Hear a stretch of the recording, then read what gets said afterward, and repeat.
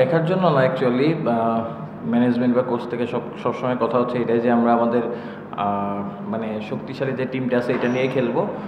হয়তো কম্বিনেশনের কারণে একটু ট্রাই করা হয়েছিল যে যেহেতু সৌম্য খেলার কথা ছিল, লাস্ট মোমেন্টে সৌম্য খেলে নাই, সো ওই জায়গা থেকে আসলে ওই জিনিসটাই করা।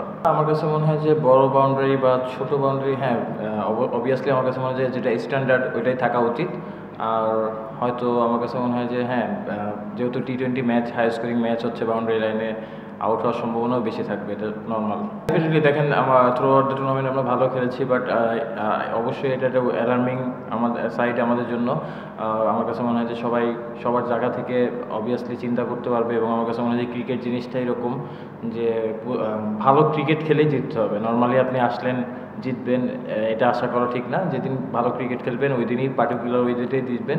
তো অবভিয়াসলি আমাদের সবার এই জিনিসটা চিন্তা করবে এখন, বা আমরা কোন জায়গায় মিস্টেকগুলো করছি, এখান থেকে আরও কীভাবে স্ট্রং হয়ে আসা যায়। আমার কাছে মনে হয় যে ডেফিনেটলি এটা নিয়ে সবাই কাজ করবে। পাওয়ার প্লেটা আমরা খুব ভালো শুরু করি নাই, বোলিংয়ে একটু উইকেট ছিল, তারপরে হয়তো আমরা একটু মেনি রান দিয়ে দিয়েছি, হয়তো 15 ওভার পরে আমরা ভালো কামব্যাক করেছি, বাট রানটা কিছুটা হয়ে গেছে। এবং অ্যাট দ্য সেম জিনিস যে ব্যাটিংয়েও আমরা পাওয়ার প্লেটা আমাদের দিকে যায় নাই।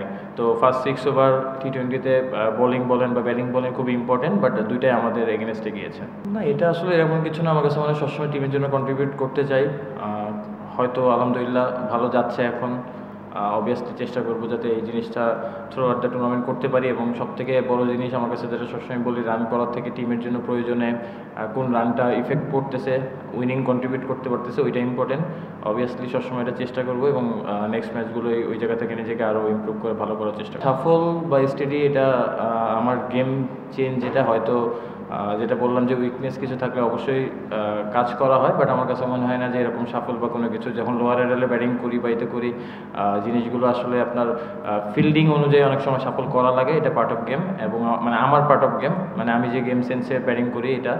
বাট অবভিয়াসলি যেটা বললাম যে সবসময় নিজেকে ইমপ্রুভ করার চেষ্টা করি, হয়তো পার্টিকুলার জায়গা থেকে কিছু জায়গা থেকে আরও ইমপ্রুভ করতে চাই নিজের। না, অবভিয়াসলি দেখেন আমার কাছে মনে হয় যে রংপুর বা বরিশালের যে ফ্যান বেস, সিলেটের আপনার অনেক ক্রাউড, চিটাগাংয়ে অনেক ক্রাউড। তো আমার কাছে মনে হয় যে ভালো ফ্র্যাঞ্চাইজি আসলে অবশ্যই প্রফেশনালভাবে যদি ফ্র্যাঞ্চাইজি চালানো হয়, তাহলে দর্শক অনেক বেশি মাঠে আসবে। এটা মেন পয়েন্ট, আমাদের এটা বুঝতে হবে যে বিপিএলটা একটা প্রফেশনালিজম আছে এখানে। আমার কাছে মনে হয় যে কিছু জিনিসগুলো রয়েছে যেগুলো আরও বেশি ইমপ্রুভ করা যায় টিমগুলোর জন্য। আমার কাছে মনে হয় রংপুর, বরিশাল, ইভেন চিটাগাংয়েও আমার কাছে মনে হচ্ছে। তো এই জিনিসগুলো প্রফেশনাল ওয়েতে ডিল করলে অনেক বেশি ক্রাউডারও আসবে। তো আমার কাছে মনে হয় যে এই জিনিসটা হচ্ছে ওইভাবে ডিল করা উচিত। না, অবভিয়াসলি মিরপুর বা সিলেটের উইকেট বেটার ছিল চিটাগাংয়ের থেকে।